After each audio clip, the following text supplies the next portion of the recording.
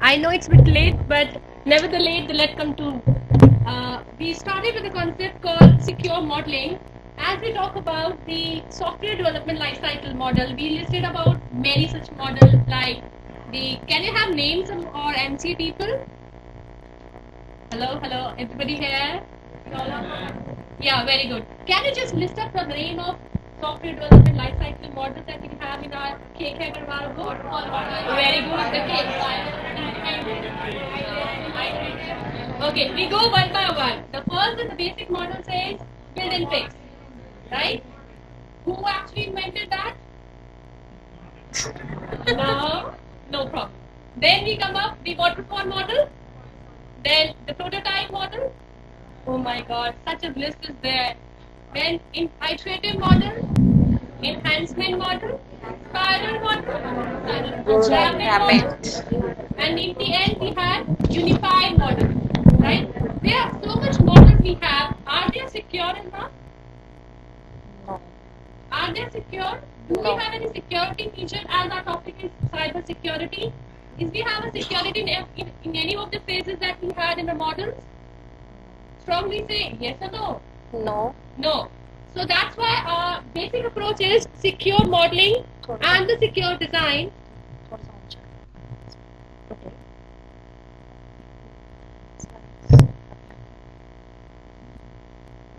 So that's how my secure modeling and the basic secure design approach is here in order to provide our software development lifecycle in a better approach.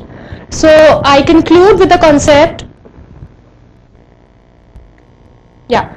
Our main objective for the approach for this paper which I have written here with my co-author Manpreet Kaur ma'am.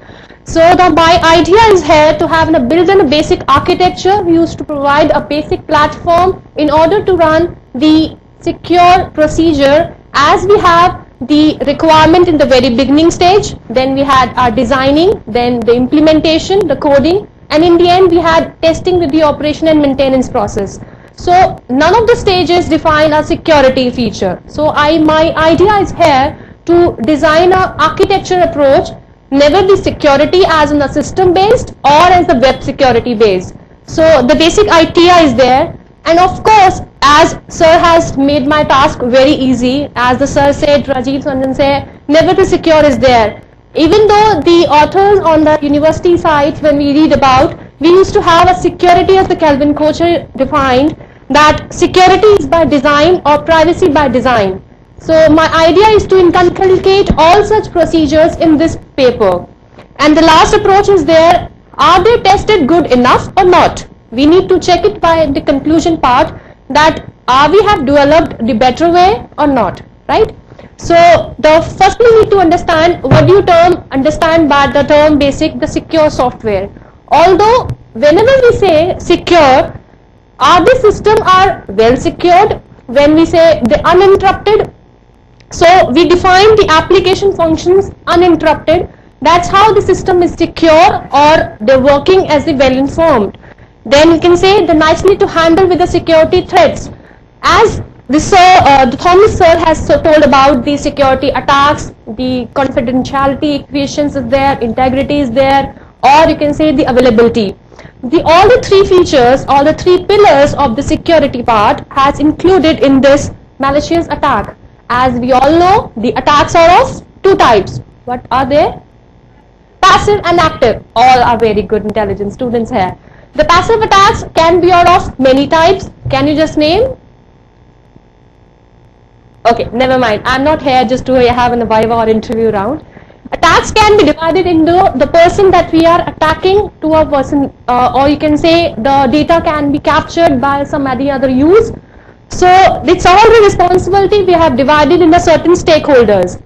Remember, in the very first stage, in the very beginning area, when we take the requirements in a form of SRS, software requirement specification, when we make our SRS to gather the requirements, it's done by the requirement elicitation techniques. There are n number of techniques are there. Just by the interview session, the QFD, FAST, or the use case, we used to define that, right? So all such activities used to define by the certain stakeholders. So the big question arises, what do you by the term stakeholders? The stakeholders are the people who actually maintain your business, the organization. So it can be of top management or the middle level or the low level. It can be the person who actually designed the softwares or the person who actually are the business unit heads, or they are managing the small components, small modules of your each project. So we can divide the certain securities. They are total 13 issues where you can say we are divided the stakeholders in 13 sections. We can divide the certain principles on these. That means what are the major roles and the activities which are covered by these stakeholders. So we have practices. There's a University of Glasgow. There's a scientist of International Information Computer Society and who has divided by IS square. The term says, the organization says कि हमारे पास हर stakeholders की एक कोई ना कोई priority basis पे हम divide कर रहे हैं. So all the stakeholders are divided into certain practices. Not to go by the further, we just have the protect the brand of your customers. The customers used to trust on the brand. That means if I say Infosys, TCS or any brand companies to come up, they always go and provide in the trusted further. So if we can divide on that company brand, we can divide our preferences on each products. And the second says, know your business supports the secure solution. Is we are sure that the security is going to provide the solution to us? Are we not sure on this? So we can divide our categories like understanding technology, what they are working, either they are open source or they are system source, or you can divide by the platform categories. It's the Java based, .NET, PHP or any source that we use in the Ajax kind of. Ensure the compliance to the governance and the regulation with the privacy concerns. Yes, the companies who actually authorate to the government's consoles and the regulatory bodies or the international ones, they can divide their consoles with applications with the system practices for each stakeholders. Either can be of top level, either can be of middle level and the low levels. Either can be a designers or the documentators here. When we come up to the patents and the protection securities, yes, as the sincere security issues are there, when we talk about the attacks, thefts, viruses, worms and the secure features, it's all included in this category ki the security is protected or not. When we design and we develop, the certain features used to check, yes, the credentiality is there, authenticity is there, authorization is going to check in the end. Deploying the software, developing software and we educate the security for the each level. The certain deployment is there when the component is fully developed and in the end we used to check the secure feature is defined or the software is developed well efficiently. These are the certain practices is going only by the stakeholders. After on these parameters, I have just concluded the concept called secure software lifecycle professionals.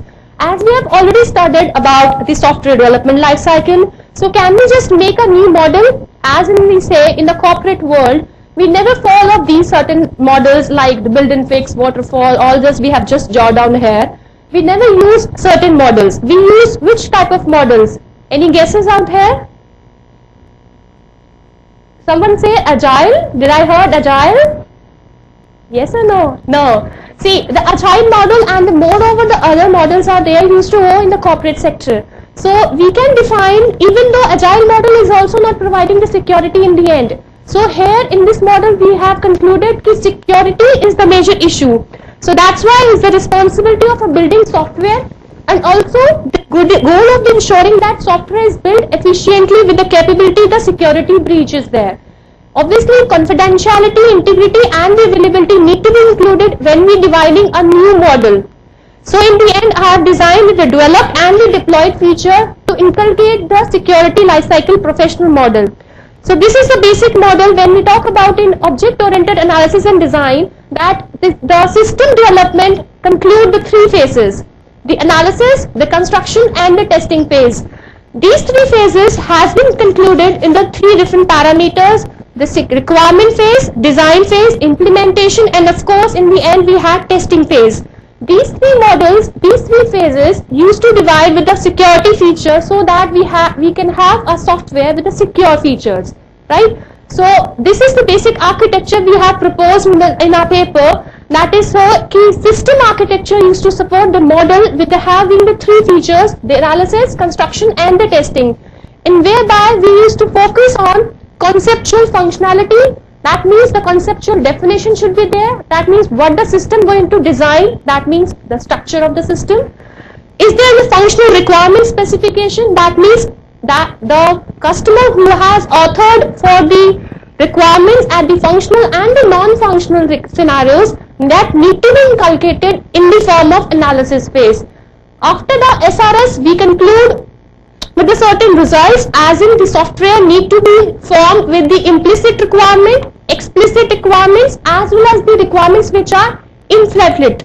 So in the end we can have the technical requirements, that means the control, the GUI base, the control features that the customer want in the end to be involved, and then we can only construct the phases in the design phase and the coding.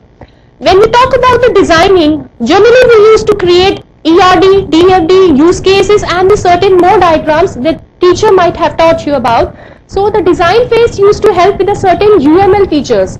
I hope you all are aware about Rational Rose software, which is created by the IBM.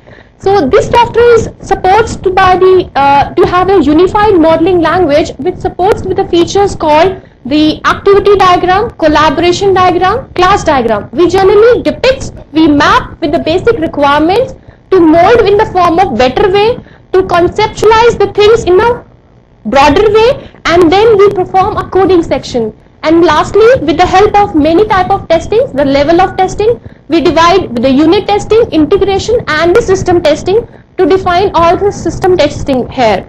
And lastly, in the implementation, we deliver, we deploy the product, and so on. In the form of security, we have divided their core responsibilities. Okay, directly. So this is the last checking point.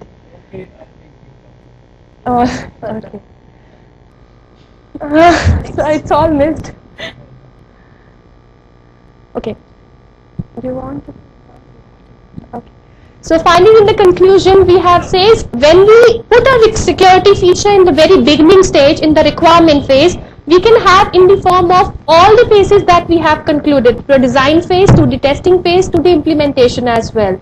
So this is a model we used to support for the SDLC phases as well as the maintenance, because generally SDLC phases used to have in the end operation and maintenance, not for the security feature. We can conclude, we can add in the form of system architecture as well as the web security architectures. So these are the certain references which I have taken from the University of Glasgow, University of Buckingham, as well as the Queen's Mary has supported with a certain research, and international journal who support with the software engineering as well as this for the cyber security model. Thank you so much. Any questions related to? Please feel to ask.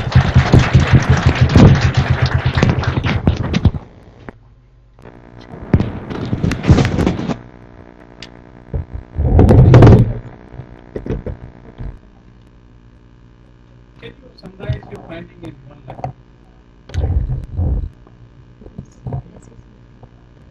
Suggest. Generally, we used to have SDLC. Providing the right information at the right level, and that should not be that information should be secured one. That we are designing a software, we are designing, and at each level we are checking for the security, that software should be the secure.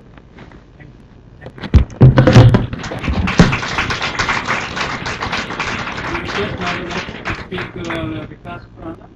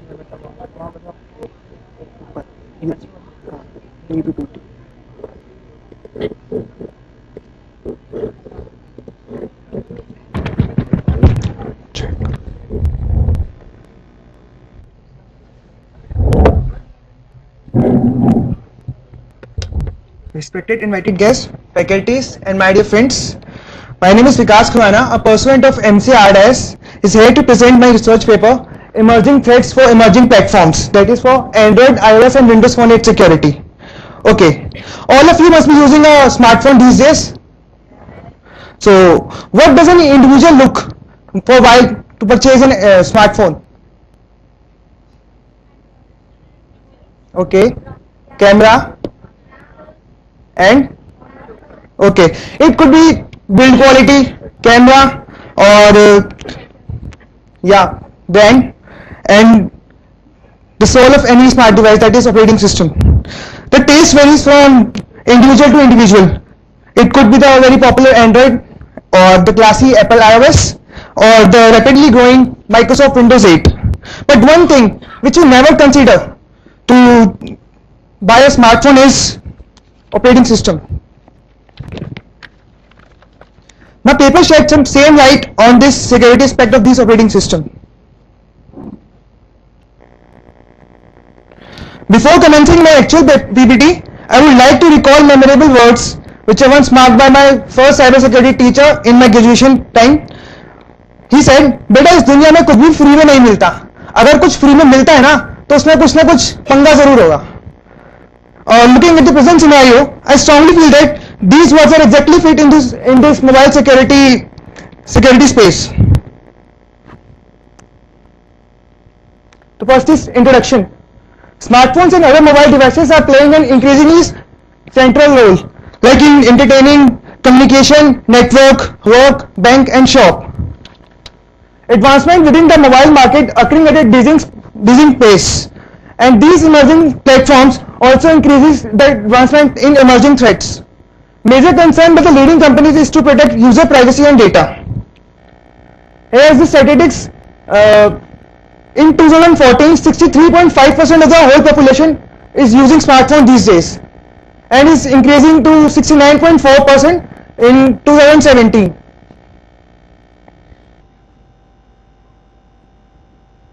Android OS, based on the Linux kernel, it is developed by Andy Rubin in 2003, later on acquired by Google Inc. in 2005. Open source technology with proprietary components, like vendors companies can change according to their softwares. Support third-party apps. Every new release by the company comes with some futuristic and security updates. The latest version of Android is 4.4 KitKat, as you all know about it. Okay, the security enhancements which are used by Android these days. First is per user VPN, that is virtual private network. On multi-user device, VPNs are now applied per user.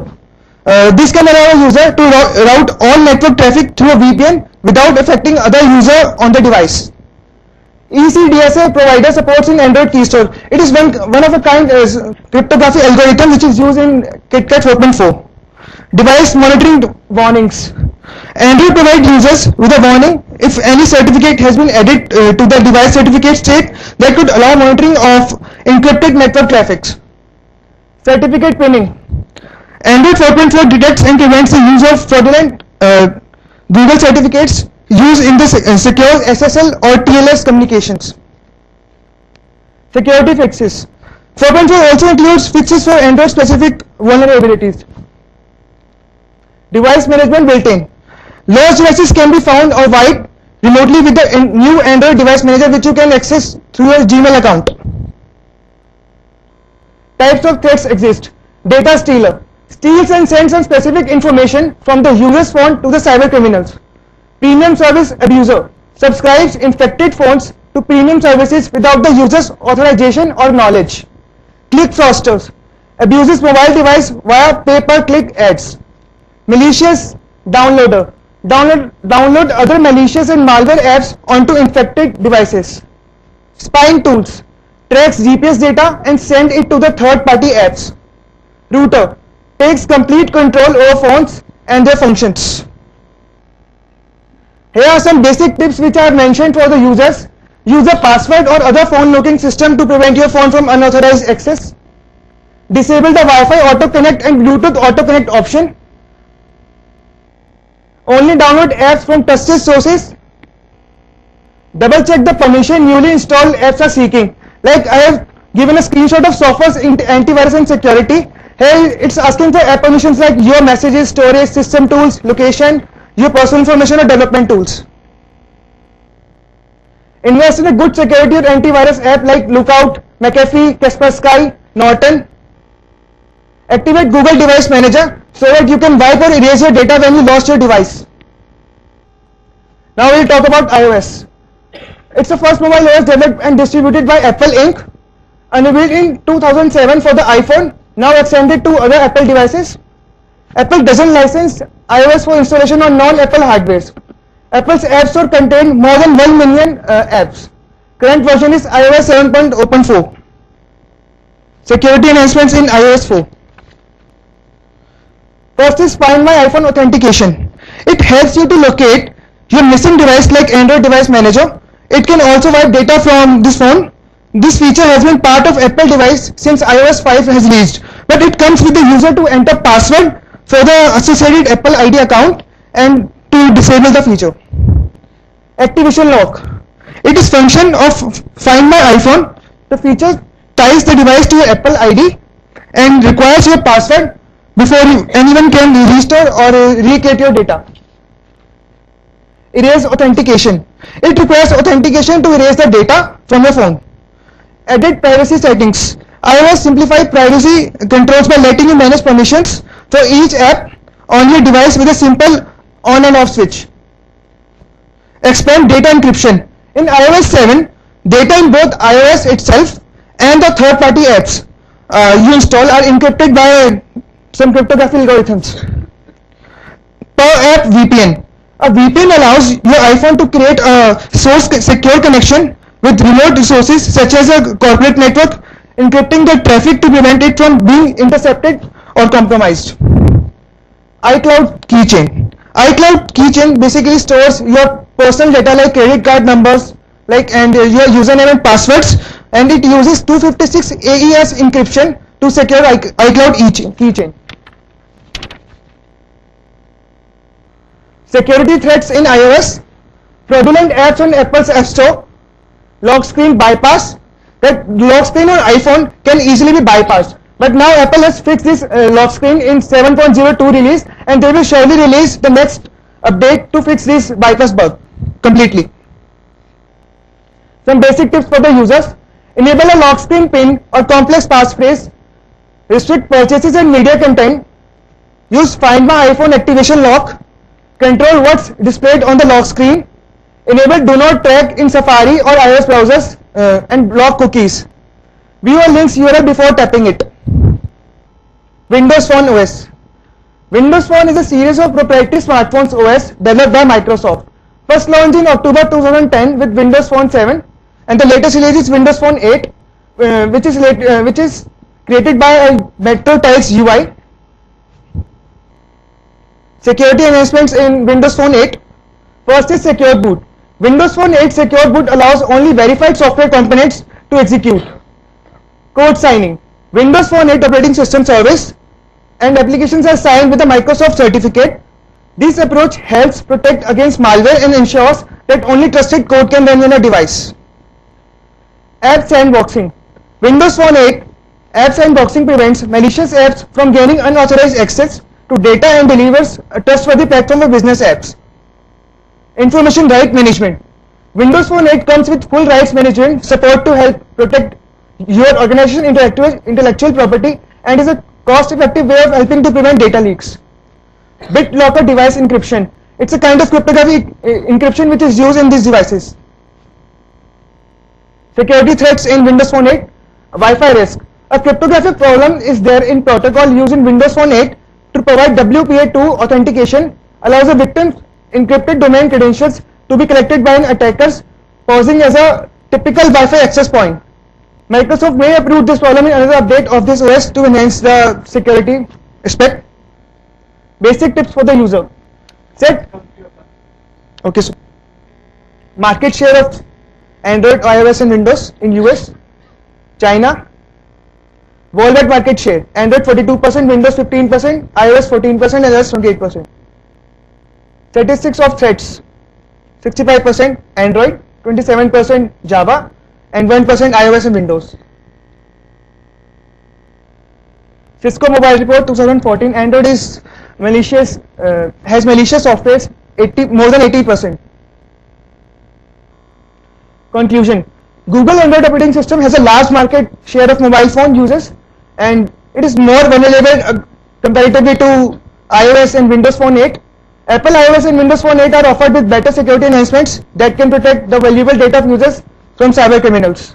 User can follow some of the useful tips which I have mentioned there and adopt some third-party applications for ensuring privacy and data security. Futuristic approach: introduction of biometric in smartphone devices can also prevent unauthorized access and loss of data. Like Apple iPhone 5 has introduced fingerprint scanner in their devices.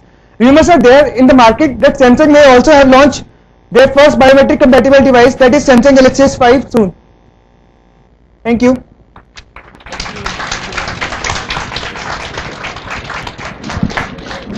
Any questions? Is that as you have defined that Android is an open system and Windows is a closed system. Windows has more features and it's more better. It doesn't hang. Still, people doesn't use Windows phones rather than Android phones. Why it is happening? Because Windows Phone 8 operating system is emerging platform and it has less number of apps than your Android. Like Instagram जो है आपका application वो Windows Phone 8 पे अभी आया है, जबकि Android पे पहले से अवेलेबल था काफी टाइम से. That's why user always try to purchase those phones which have more number of apps. But apps doesn't have security, but Windows have security. Do you think so? Apps can access your when you install an app, it takes authorizations from you. When you authorize that app, it can access your data.